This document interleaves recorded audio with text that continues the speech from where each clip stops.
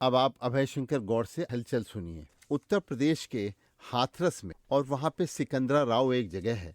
सिकंदरा राव में एक गांव में बाबा का हो रहा था प्रवचन और उसी में वहाँ पर भगदड़ मच गई और गुरु के ये चरणों को छूने के चक्कर में वहाँ पर जो भगदड़ मची उस वहाँ पर इत्तेफाक से 1 लाख से ज्यादा लोग इकट्ठा थे और उस भगदड़ में लगभग 116 लोग जो हैं उनके मरने की खबर है और ये इसकी पुष्टि वहाँ के आईजी शुलभ माथुर ने की है और इस भगदड़ में बहुत से लोग घायल भी। तो ये हृदय विदारक घटना उत्तर प्रदेश के हाथरस के सिकंदरा राव के एक गांव में हुई जहां लाखों लोग भीड़ में फंस गए थे और बताया जा रहा है कि जब बाबा का समागम था, जब वो खत्म हुआ तो ये जो भीड़ थी वो जाने के लिए तैयार हुई, लेकिन बाबा के सेवादारों ने वो भीड़ को रोक दिया कि पहले बाबा निकल जाएं यहाँ से कार्यक्रम स्थल से और उसके बाद में भीड़ जाएगी।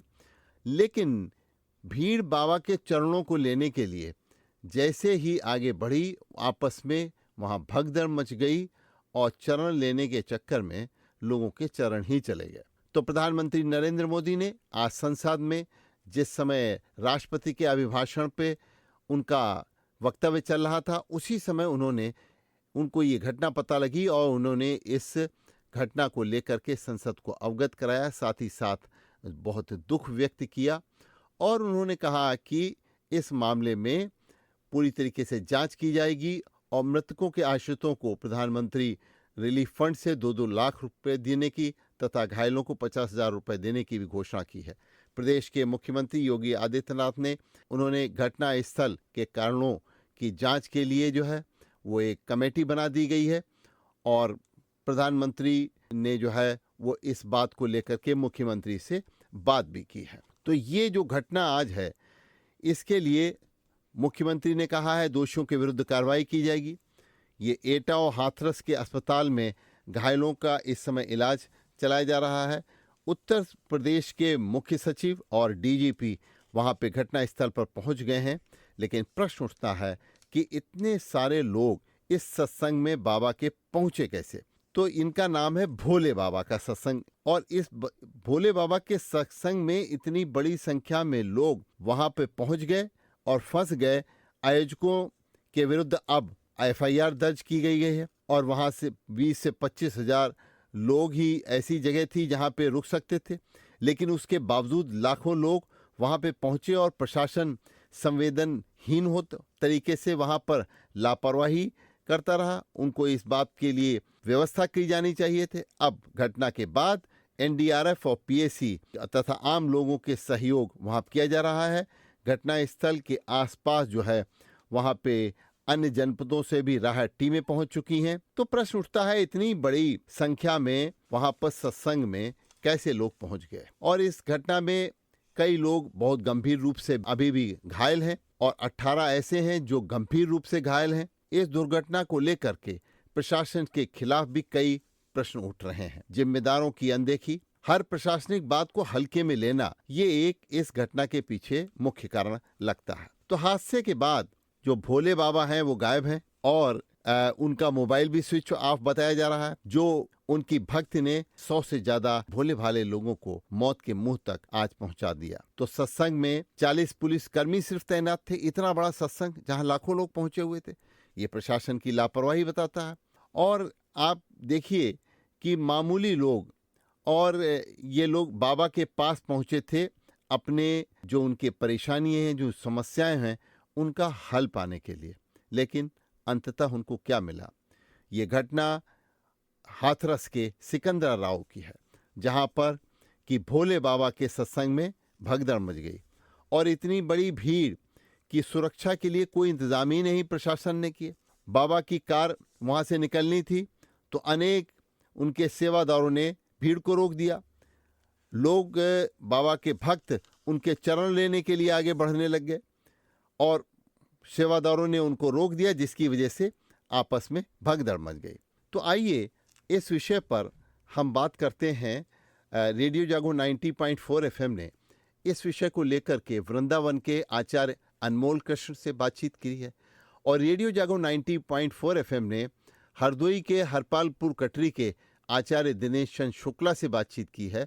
और आइए सुनते हैं इस विषय पर वाराणसी के मनोज कुमार शुक्ला, जो अन्नपूर्णा स्कूल ब्रह्मचर्य आश्रम संस्कृत महाविद्यालय शिवपुरी वाराणसी के हैं। तो आइए इनके विचारों को हम सुनते हैं। आखिर इस घटना को लेकर के रेडियो जागो 90.4 एफएम से, ये वृंदावन से, वाराणसी से और हरदोई के हरपालपुर कटरी से ये आचार्य लोग क्या कहते हैं। मैं वृंदावन से अनमोल कृष्ण महाराज आपसे बात कर रहा हूँ। और हाथरस में हुई आज की जो दुखद घटना है, और उसमें मृतक परिवारों के लिए मेरी अनमोल गुरुकुलम परिवार की ओर से संवेदनाएं हैं और बहुत ही दुखद है। और जो परिवारों में कई परिवार ऐसे हैं जिनके लोग घायल हुए हैं अस्पतालों में, उनके लिए मैं ठाकुर बाकी वेरी से प्रार्थना करता हूँ कि वो जल्दी ही स्वस्थ हों और वो अपने घरों में पहुंचे स्वस्थ होकर के। लेकिन घटना के क्रम में बात यही कहूंगा कि कोई भी कार्यक्रम करता है, चाहे वो कोई भी व्यवस्थापक है या संत है या कोई भी है, तो उनको व्यवस्थाओं के इंतजाम पर विशेष ध्यान देना चाहिए। और मेरा मानना यह है कि यदि 5,000 लोगों का स्थान है तो वहां पर प्रयास करें कि हम 3,000 लोगों की व्यवस्था करें, 2,000 लोगों की व्यवस्था को ना करें। इस प्रकार से पब्लिक को कम आगमन की व्यवस्था करें, व्यवस्थाएं अच्छी करें, लोग कम आए, हम भक्तों की व्यवस्था अच्छी कर पाएंगे, तभी जाकर के ऐसी घटनाओं को रोका जा सकता है।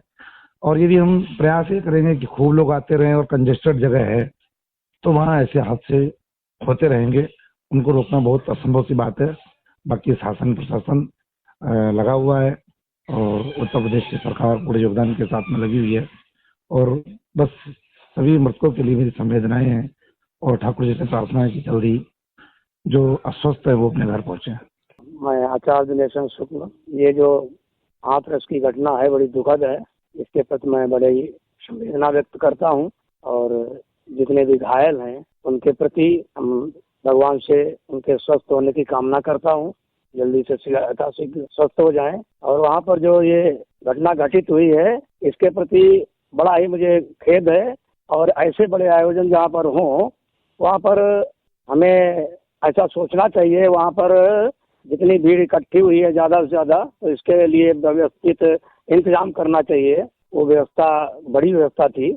पुलिस प्रशासन भी वहाँ का जो है उसे भी चुस्त दुरुस्त रहना चाहिए, देखना चाहिए। और ये बड़ी ही दुखद घटना है। मैं भगवान से यही प्रार्थना कर रहा हूँ कि जितने भी घायल वहाँ पर हैं उन्हें जल्दी जल्दी स्वस्थ हो, उन्हें लाभ हो, भविष्य में ऐसी कोई घटना घटित न हो।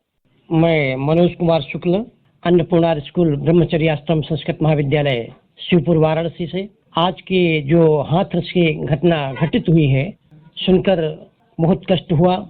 हमारी संवेदनाएं जो घायल हुए हैं, जिनकी शरीर शांत हो गई है, उनके प्रति भी है।